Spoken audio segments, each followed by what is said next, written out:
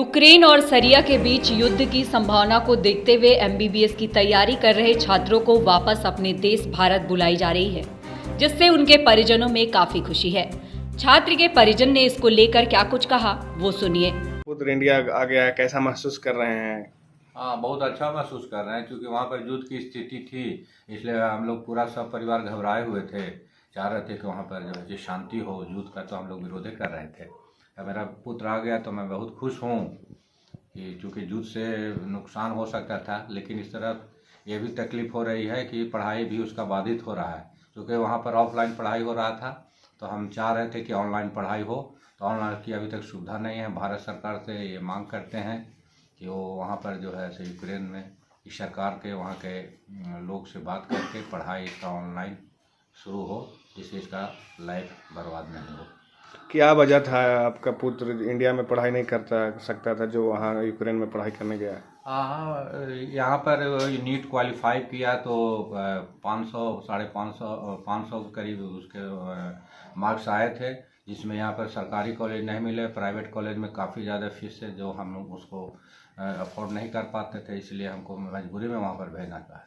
हम भारत सरकार से ये भी चाहेंगे कि यहाँ जिस तरह की आबादी है, जिस तरह से डॉक्टरों की ज़रूरत है, उस तरह से यहाँ पर मेडिकल कॉलेज बढ़ाया जाए, छात्रों की संख्या बढ़ाई जाए, जिससे यहाँ के छात्रों को विदेश पढ़ाई करने के लिए, मेडिकल की पढ़ाई करने के लिए नहीं जाना पड़े। और यहाँ पर जो भी प्राइवेट कॉलेज में उसमें फ़ीस तय कर दे और जो कम से कम फीस में बच्चों को पढ़ाई हो सके। और देश में जिस तरह की आबादी है उसमें डॉक्टरों की ज़्यादा ज़रूरत है, इसलिए इसको यहीं पर ज़्यादा सुविधा दिया जाए कि विदेश लोग नहीं जा पाए। क्या चाहते हैं? वहाँ युद्ध हो रहा है। युद्ध हम नहीं चाहते हैं, युद्ध से किसी का भी नुकसान ही होता है, पूरे दूसरे देशों पर भी प्रभाव पड़ता है। युद्ध कभी भी अच्छा नहीं होता है। उसको हम चाहे यूएनओ या अन्य संस्थाओं से ये आग्रह करते हैं कि युद्ध को टाल दिया जाए, जल्द से जल्द शांति हो, जिससे ऐसा पूरा सामान्य हो जाए स्थिति। बच्चों का पढ़ाई और भी अर्थव्यवस्था पर भी प्रभाव पड़ता है।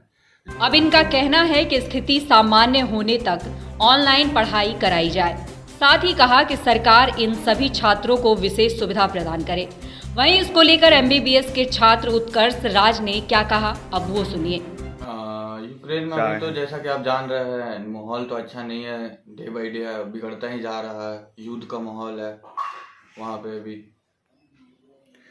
किस चीज़ का पढ़ाई कर रहे हैं वहाँ? कौन सा ईयर में हैं अभी आप? मैं वहाँ पे एमबीबीएस 3rd ईयर में पढ़ता हूँ, बोगोमिलेट्स नेशनल मेडिकल यूनिवर्सिटी कीव में। तो अभी इंडिया गए हैं, आपका क्लास बाधित हो रहा है क्या? हाँ, अभी क्लासेस तो कोर्स कैसे पूरा होगी आपकी? अभी तो कुछ कह नहीं सकता क्योंकि माहौल तो ख़राब है, बट अभी हम लोग वहाँ पे ऑफलाइन ही क्लासेस चल रही हैं। अभी वहाँ पे हम लोग का यही है कि जब तक युद्ध चल रही है, जो वॉर का माहौल है, तो तब तक के लिए ऑनलाइन क्लासेस को कर दिया जाए। भारतीय दूतावास से सहयोग कैसा मिला आपको? किसी भी प्रकार का जब मैं यहाँ पे आया तो किसी भी प्रकार की कोई गाइडलाइन नहीं जारी की गई थी। उससे पहले मेरे घर वालों ने घबरा कर, पैनिक होकर बुला लिया मेरे को घर। मैं अपने प्राइसेस के फेयर पे आया हूँ। ऐसा है, सच में को भारतीय दूतावास से कोई सहायता नहीं मिली। भारत सरकार से क्या मांग करना चाहेंगे? भारत सरकार से ये कि सेफली जो भी इंडियन बच्चे वहाँ पे हैं उनको एक अच्छे प्राइसेस में, फेयर के प्राइस में, जो भी टिकट के प्राइस है, क्योंकि वहाँ पे अभी प्राइसेस बहुत ही महंगा हो रखा है फ्लाइट्स के, तो एक रीजनेबल प्राइस में उनको घर बुला लिया जाए। सारे अफोर्ड नहीं कर सकते हैं क्योंकि 25 से 30 के बीच में, 1000 के बीच में फ़्लाइट आती है।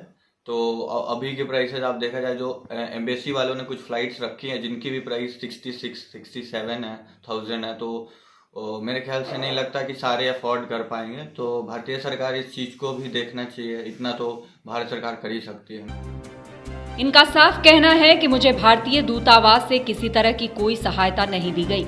दोनों देशों के बीच युद्ध जैसी स्थिति होने की वजह से फ्लाइट का टिकट भी काफी महंगा हो गया है, जिस कारण कई भारतीय छात्र नहीं आ पा रहे। ऐसे में छात्र के परिजन काफी चिंतित हैं, जिसको लेकर अब उत्कर्ष ने भारत सरकार से ये मांग की है कि एक न्यूनतम चार्ज रखकर सारे भारतीय छात्रों को वापस इंडिया लाया जाए। गया से अभिषेक कुमार की रिपोर्ट।